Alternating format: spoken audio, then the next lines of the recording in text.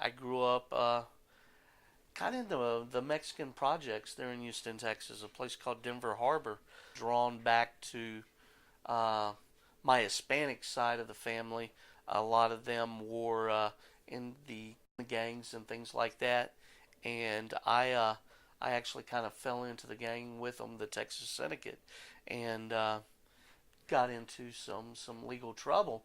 I had got pulled over for speeding, and um, the stuff that I had done back in high school had caught up with me.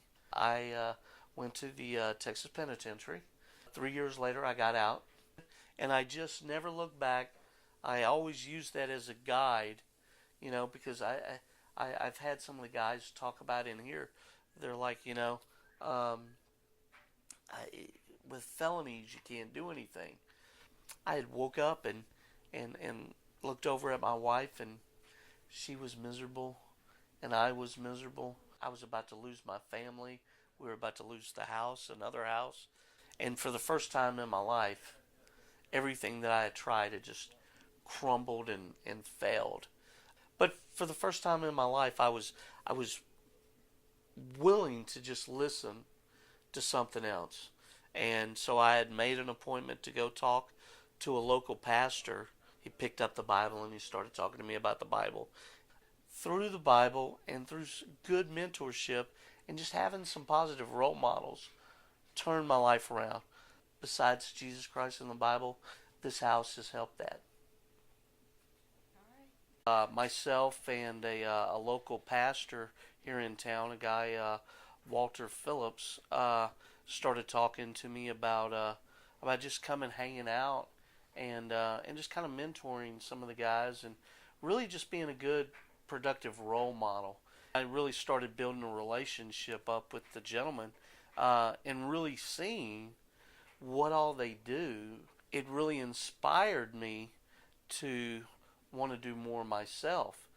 I would see these guys really trying to better themselves, uh, and like I said, it inspired me um, to go out and get the things that they needed to better themselves. And people would come up, and that would give us a great chance to minister to them and tell them the good news about Jesus Christ. And Thomas, he is a firm individual. He's fair. And what I love about Thomas is that, you know how sometimes people sugarcoat things? They want to play games, they want to beat around the bush. Not with Thomas. He makes it readily available that you know exactly what your status is. He don't do it out of anger. He don't do it out of frustration. You know, he's to me he's very compassionate, very considerate of not only just other people's feelings, but their needs and their wants as well. Um, you know, he's a brother. He's a friend. You know, he's a leader. You know, he's my brother. Yeah, put it like that. He's my brother.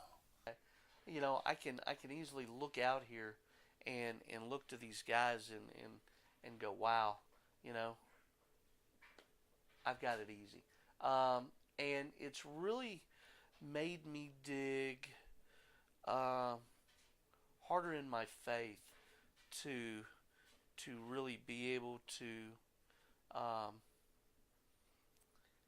not just be able to give these guys a hand out, but give them a hand up. That way, when they do leave this house, they're uh, they're strong in their Christian faith and they have hope.